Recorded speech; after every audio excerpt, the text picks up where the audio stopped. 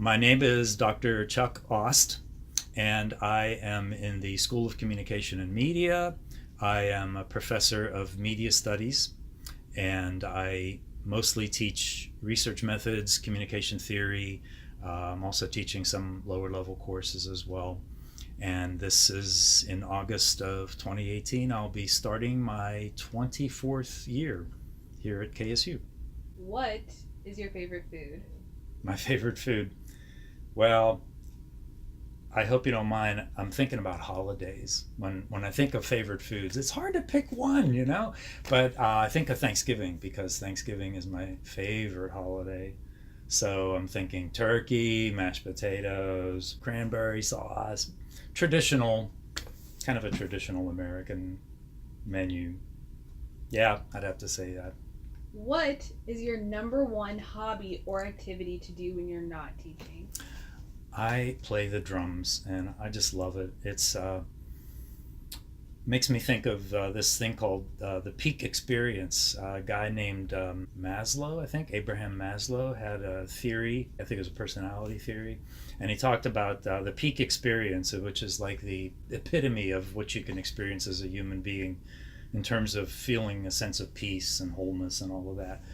And I feel like I get that sometimes when I'm playing the drums. I'm in a band. We do oldies, rock stuff. We've had maybe 3 jobs all year. We're not trying to make a living at it. Thank God, we'd starve to death. But we just do it for fun. But I also play drums in church, and we have a really good experience there too. Kind of praying the music. Favorite TV show? Oh, favorite TV show. This is a lot of fun to talk about. I think my age is showing because I really don't watch the modern sitcoms. I will watch reruns of MASH, Frasier from the 90s, I think it was the 1990s. Frasier Crane, the crazy psychologist, and Taxi. I don't know if anybody who's watching this is going to be familiar with the old sitcom Taxi from the 80s, but it was pretty zany. So sorry to say I can't mention anything that's real current and real popular, but I do want to also put in a plug for PBS, Public Broadcasting Service. Oh, the documentaries, the history, the educational stuff, just a wealth of great programming. And of course National Public Radio on the radio side, and tremendous podcast resources that are out there to listen to. So much to choose from. What is your most memorable moment here at KSU so far? Well, I hope you don't think this is a cop-out, but I'm going to mention something that kind of recurs on an occasional basis. When I'm given a final exam, student turns in the final exam and reaches out to shake my hand and will say something like, I really liked your class, or I don't mean this to sound like bragging, but I've actually had students say this. I'm sure I'm not the only one. Other professors have this experience. They'll say, yours is the best class I've had in this major, or I actually had a student at the end of spring semester say, your course was a godsend to me this semester.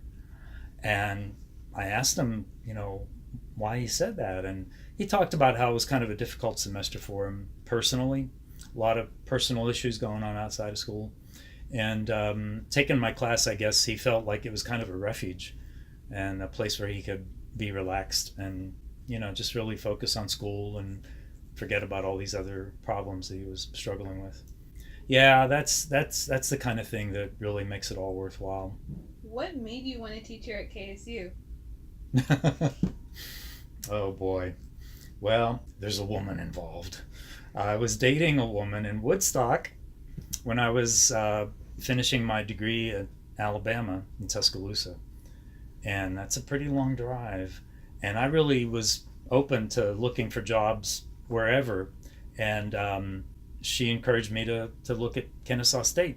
And I don't know if I would have bothered to look at KSU otherwise, but it was a lot smaller and a lot different than it is now.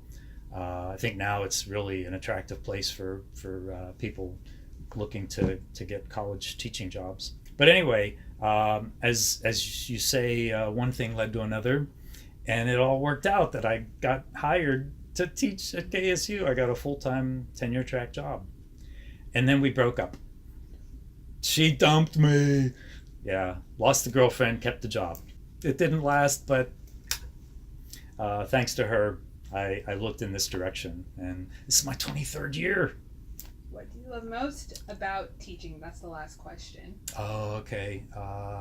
Well, I'll give you a little bit of background. I was a social worker before I changed directions and went on to grad school to consider an academic career.